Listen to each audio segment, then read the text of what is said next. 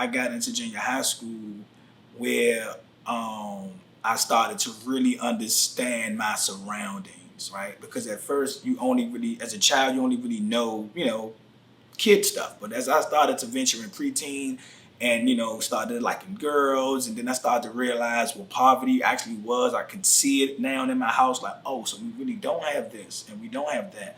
So that kind of will open me up to, hit the streets, so to speak, and, think that I had to become the man of the house, even at 12 years old.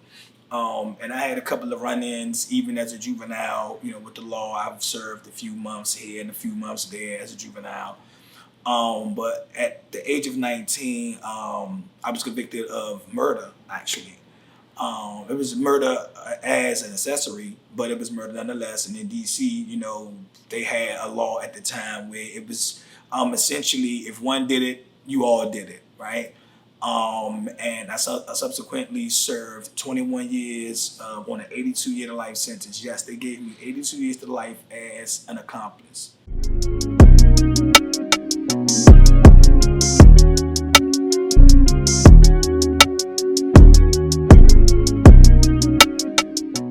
Prior to going to the federal system, I hadn't been, so I don't really know what prison was going to entail, right? Prison has so many bad connotations. I'm just like everybody else. Oh, I'm going to prison. I'm thinking violence. I'm thinking negative. I'm thinking everything wrong.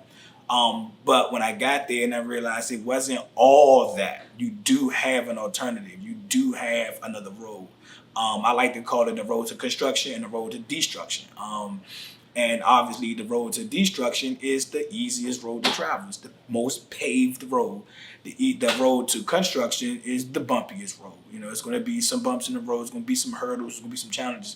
But that's where the sign of your character shows up. So that's when I realized I think I wanted to go the road of construction. I didn't have a high school diploma, so I went on ahead and got my GED. And from that point, it changed the whole trajectory of my life, the way I was going to do my time, the way I was going to perceive my life sentence. In fact, I changed it from a life sentence to a life sentence, meaning I'm going to live.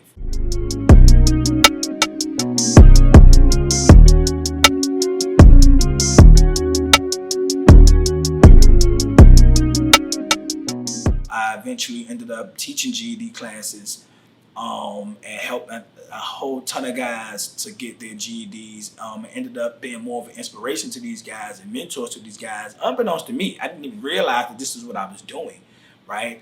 But once I started to become more aware of it, I took it on. Like, this became my life purpose, almost to the point where I felt like, well, even if I don't get out of prison, I'm doing the right thing in here. So at least I can have some sense of accomplishment, achievement while in prison, because I did not only that, but I've also have done like some college courses and business courses. So I had all the right mindsets. The only thing though that was glaring was that despite how I might feel, I still had my family on the outside. I still had a daughter. So I knew that I had to somehow, some way get out of here.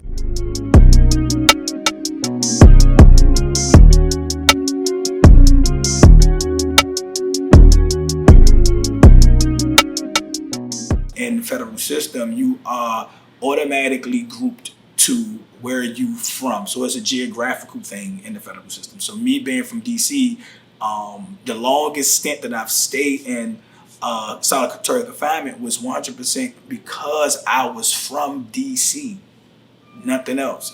A big melee broke out in my unit. Yes, I was in the middle of it, but I was in the middle of it as a mediator, and on camera they can see that. But or they can see that I was instigating, because it all depends on who's watching, right? And because their goal is to put us all away, they're going to perceive it as, oh, if you had influence and if you was mediating, why didn't you stop it from blowing up? I mean, I'm only one person, and I'm definitely not the person that could just stop a whole fight brawl from just happening if one person decides to take a swing. But that was my punishment. I was sent to the SHU for 6 or 8 months before I was shipped to another prison. Like from Pennsylvania, I was in at the time, which is only 3 or 4 hours away from here. I was getting regular visits to Louisiana, where it was pretty much no more visits after that. I would dare not ask my family to travel all the way to this prison. And this prison was relatively a lockdown prison. It was like it was so violent, it stayed on lockdown.